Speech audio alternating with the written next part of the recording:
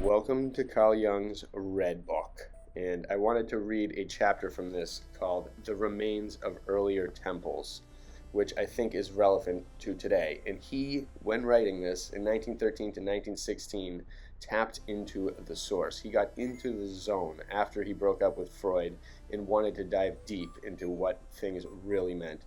His research, his visions, his methods, his levels of experimentation of the psyche just took on new heights, and he said that this basically drove him for the rest of his life and propelled him. And I think we all have phases like this of early creativity that is immensely symbolic of what comes later in life. I know I certainly did, and I'm sure you all have well. If you even think about it, you may have forgotten, but we all have just gone an amazingly unique path, and what we do at earlier stages plays a big role throughout our lives. So Carl Jung wrote about this particular part, and he said, "The years of which I have spoken to you when I pursued the inner images were the most important time of my life. Everything else is to be derived from this. It began at that time, and the later details hardly matter anymore. My entire life consisted in elaborating what had burst forth from the unconscious and flooded me like an enigmatic stream and threatened to break me. That was the stuff and material for more than only one life. Everything later was merely the outer classification, the scientific elaboration, and the integration into life. But the numinous beginning, which contained everything, was then." C.J. Jung in 1957. I'm not sure if I've even disclosed this online before, but when I was young in 8th, ninth, and 10th grade, I wrote 3 books, 350 page, a 400 page, and then a 200 page until my computer crashed and I lost the last one. But the last one was unbelievable too. But the first 2 were so prophetic and unbelievable and dealt with basically the ends of the world, immortality, hallucinations, ancient things, the devil, God, everything, the Enlightenment, Renaissance. It was all included in these books. Dreams, they were phenomenal. All this content that I had no real knowledge of, I was just tapping into it. And so I'll go into that at some point later in time, but this is one of his many drawings, which I'm going to show some pictures of, and it's a star fort, everybody. And he knew about this stuff. He knew a lot about it. He was tapping into it, the mandala, the power of the mandala, the spinning mandala itself in general. What can the spinning mandala do? There are columns in Indian places that spin. What if these whole things did spin? Imagine the power they could generate. Well, here we go. Let's read about the remains of earlier temples from Carl Jung, 1913 to 1916, his beautiful red book. Here we go. The remains of earlier temples. Yet another new adventure occurred. Wide meadows spread out before me, a carpet of flowers, soft hills, a fresh green wood in the distance. I come across 2 strange journeymen, probably 2 completely accidental companions, an old monk and a tall, gangly, thin man with a childish gait in discolored red clothes. As they draw near, I recognize the tall one as the Red Rider. How he has changed. He has grown old, his red hair has become gray, his fiery red clothes are worn out, shabby, poor. In the other, he has a paunch and appears not to have fallen on bad times, but his face seems familiar. By all the gods, it's Ammonius. What changes, and where are these utterly different people coming from? I approach them and bid them good day. Both look at me frightened and make the sign of the cross. Their horror prompts me to look down at myself. I am fully covered in green leaves, which spring from my body. I greet them a second time, laughing. Ammonius exclaims, horrified, "Ah, page, Satanus, the red one, damned pagan riffraff. Aye, but my dear friends, what's wrong with you? I'm the Hyperborean stranger who visited you. O Ammonius in the desert, and I'm the watchman whom you, red one, once visited. Ammonius, I recognize you, you supreme devil. My downfall began with you." The red one looks at him reproachfully and gives him a poke in the ribs. The monk sheepishly stops. The red one turns haughtily toward me. Already at that time I couldn't help thinking that you lacked a noble disposition, notwithstanding your hypocritical seriousness, your damn Christian play act. At this moment Ammonius pokes him in the ribs, and the red one falls into an embarrassed silence. And thus both stand before me, sheepish and ridiculous, and yet pitiable. Aye, wherefrom, man of God? What outrageous fate has led you here, let alone in the company of the Red One? Ammonius, I would prefer not to tell you, but it does not appear to be a dispensation of God that one can escape. So know then that you, evil spirit, have done me a terrible deed, You seduced me with your accursed curiosity, desirously stretching my hand after the divine mysteries, since you made me conscious at that time that I really knew nothing about them. Your remark that I probably needed the closeness of men to arrive at the higher mysteries stunned me like infernal poison. Soon thereafter I called the brothers of the valley together, and announced to them that a messenger of God had appeared to me. So terribly had you blinded me, and commanded me to form a monastery with the brothers. When Brother Philetus raised an objection, I refuted him with reference to the passage in the Holy Scriptures where it is said that it is not good for man to be alone. So we founded the monastery near the Nile, from where we could see the passing ships. We cultivated fat fields, and there was so much to do that the Holy Scriptures fell into oblivion. We became voluptuous, and one day I was filled with such terrible longing to see Alexandria again. I talked myself into believing that I wanted to visit the bishop there. But first I was intoxicated so much by life on the ship, and then by the milling crowds on the streets of Alexandria, that I became completely lost. As in a dream, I climbed into a large ship bound for Italy. I felt an insatiable greed to see the world. I drank wine and saw that women were beautiful. I wallowed in pleasure and wholly turned into an animal. When I climbed ashore in Naples, the Red One stood there, and I knew that I had fallen into the hands of evil. R. Be silent, old fool, with the Red One. Be silent, old fool. If I had not been present, you would have become an outright pig. When you saw me, you finally pulled yourself together, cursed the drinking and the women, and returned to the monastery. Now hear my story, damn hobgoblin. I too fell into your snare, and your pagan arts also enticed me. After the conversation at that time, where you caught me in the fox trap with your remark about dancing, I became serious, so serious that I went into the monastery, prayed, fasted, and converted myself. In my blindness, I wanted to reform the church liturgy, and with the bishop's approval, I introduced dancing. I became abbot, and as such alone had the sole right to dance before the altar, like David before the Ark of the Covenant. But little by little the brothers also began to dance. Indeed, even the congregation of the faithful, and finally the whole city, danced. It was terrible. I fled into solitude and danced all day until I dropped, but in the morning the hellish dance began again. I sought to escape from myself, and strayed and wandered around at night. In the daytime I kept myself secluded, and danced alone in the forests and deserted mountains, and thus gradually I came to Italy. Down there in the south, I no longer felt as I had felt in the north. I could mingle with the crowds. Only in Naples did I somewhat find my way again, and there I also found this ragged man of God. His appearance gave me strength. Through him I could regain my health. You've heard how he took heart from me, too, and found his way again. Ammonius, I must confess I did not fare so badly with the Red One. He's a toned-down type of devil. R. The Red One. I must add that the monk is hardly the fanatical type, although I've developed a deep aversion against the whole Christian religion since my experience in the monastery. Dear friends, it does my heart good to see you enjoying yourselves together. Both. We are not pleased, mocker and adversary. Clear off, you robber pagan. But why are you traveling together if you're not enjoying each other's company and friendship?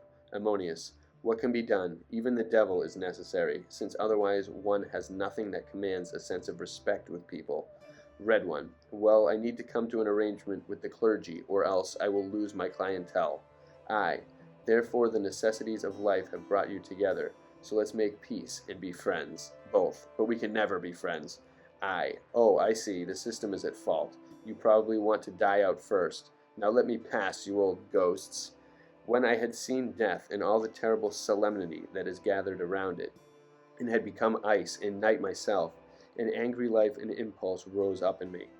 My thirst for the rushing water of the deepest knowledge began to clink with wine glasses. From afar I heard drunken laughter, laughing women, and street noise.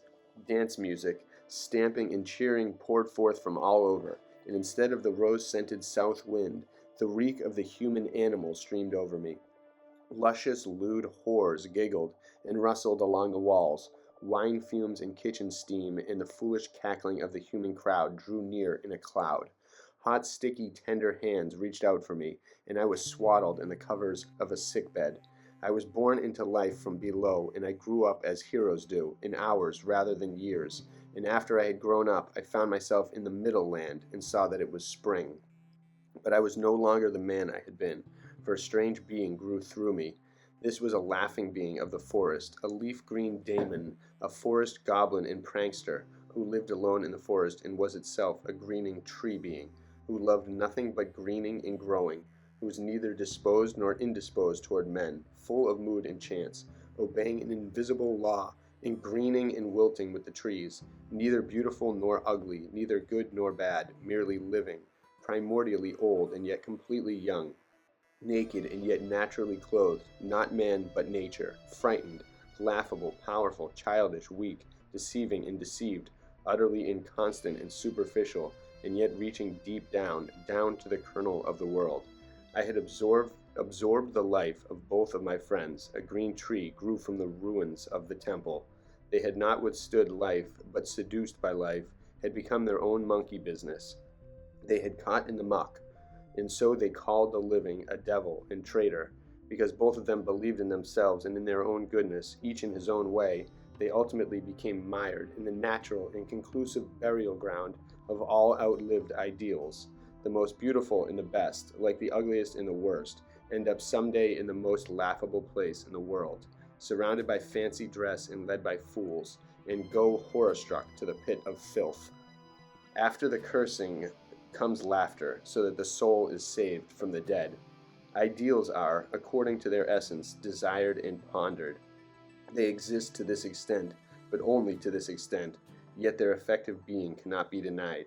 He who believes he is really living his ideals, or believes he can live them, suffers from delusions of grandeur and behaves like a lunatic, in that he stages himself as an ideal. But the hero has fallen. Ideals are mortal, so one should prepare oneself for their end. At the same time, it probably costs you your neck, for you do not see that it was you who gave meaning, value, and effective force to your ideal. If you have become a sacrifice to the ideal, then the ideal cracks open, plays carnival with you, and goes to hell on Ash Wednesday. The ideal is also a tool that one can put aside any time, a torch on dark paths, but whoever runs around with a torch by day is a fool. How much my ideals have come down, and how freshly my tree greens. When I turned green, they stood there, the sad remains of earlier temples and rose gardens, and I recognized with a shudder their inner affinity. It seemed to me that they had established an indecent alliance, but I understood that this alliance had already existed for a long time, at a time when I still claimed that my sanctuaries were of crystal purity, and when I compared my friends to the perfume of the roses of Persia. Both of them forced an alliance of mutual silence. They seemed to scatter, but secretly they worked together. The solitary silence of the temple lured me far away from men to supernatural mysteries in which I lost myself to the point of surfeit. And while I struggled with God, the devil prepared himself for my reception and tore me just as far to his side. There, too, I found no boundaries other than surfeit and disgust. I did not live, but was driven. I was a slave to my ideals. And thus they stood there, the ruins, quarreling with one another, and unable to reconcile themselves to their common misery.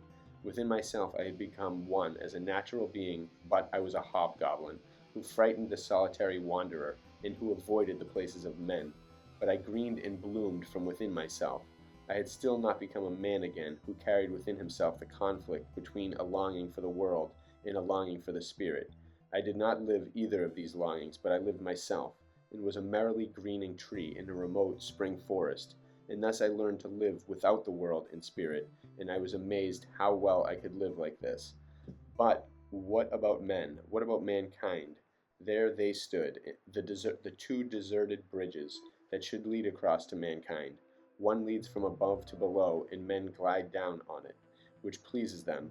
The other leads from below to above, and mankind groans upward on it. This causes them trouble. We drive our fellow men to trouble and joy. If I myself do not live, but merely climb, it gives others undeserved pleasure. If I simply enjoy myself, it causes others undeserved trouble. If I merely live, I am far removed from men.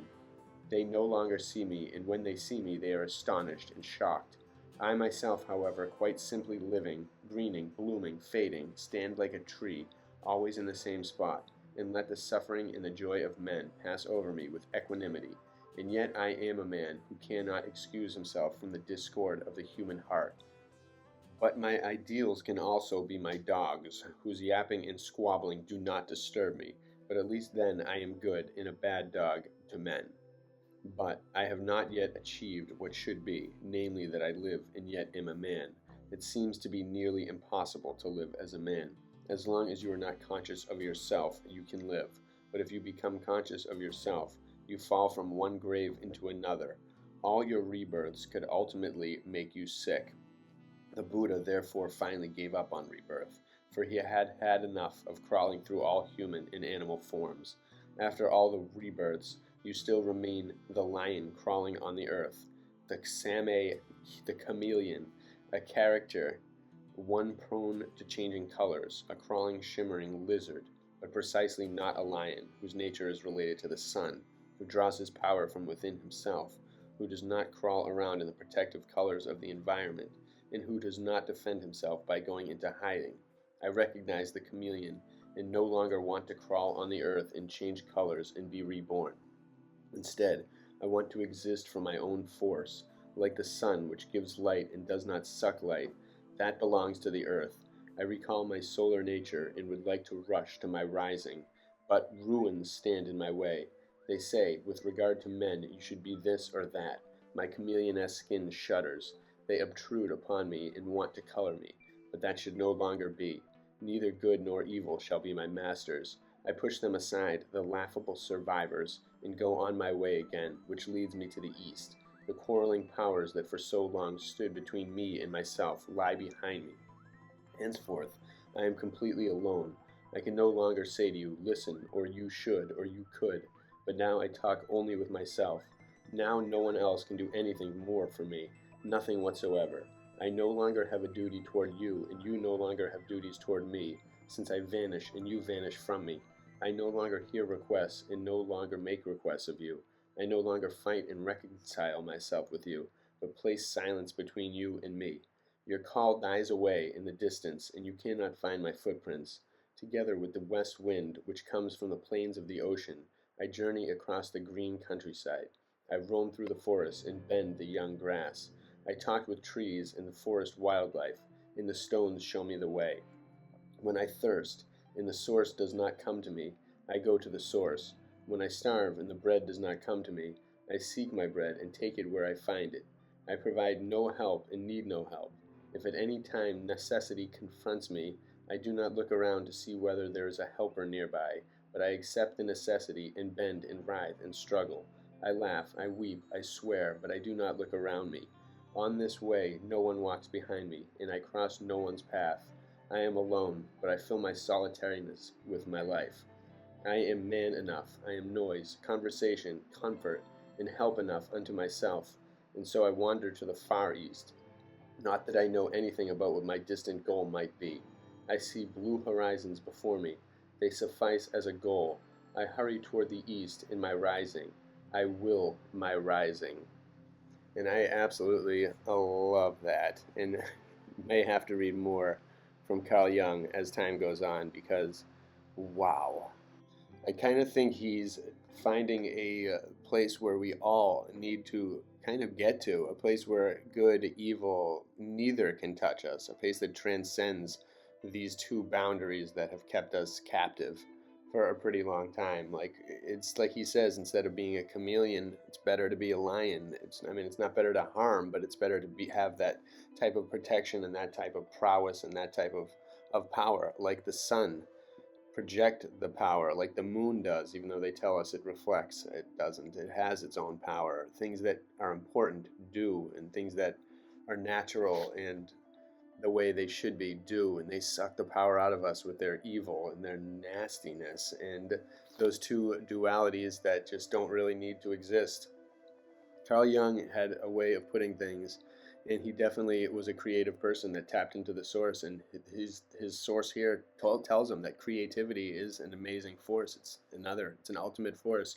So much he describes in this book.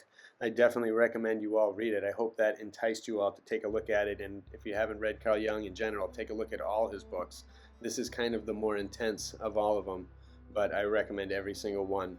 He was a real genius. He had a great knack for just diving into the power of our mind and the power of our psyche, the way the ancients did, in a way that was bringing the modern in and examining the world around us in a way that's symbolic, and using the texts of the ancients and utilizing their thought and their discoveries to aid his and our own as a collective consciousness. Humanity is on the cusp of throwing out this evil, elite scum and seeing through the lies and having the media and the liars have no effect on us. This is almost uncharted territory for humanity, especially a collective this big. If the collective consciousness and the true consciousness grow in the subconscious, all harmonize together, we will be experiencing what we were destined for. And I believe we're capable of it, and it's just going to snowball into something magnificent beyond our comprehension in a great way. So bless you all. Take in as much as you can. Share your insight below. Have a great one.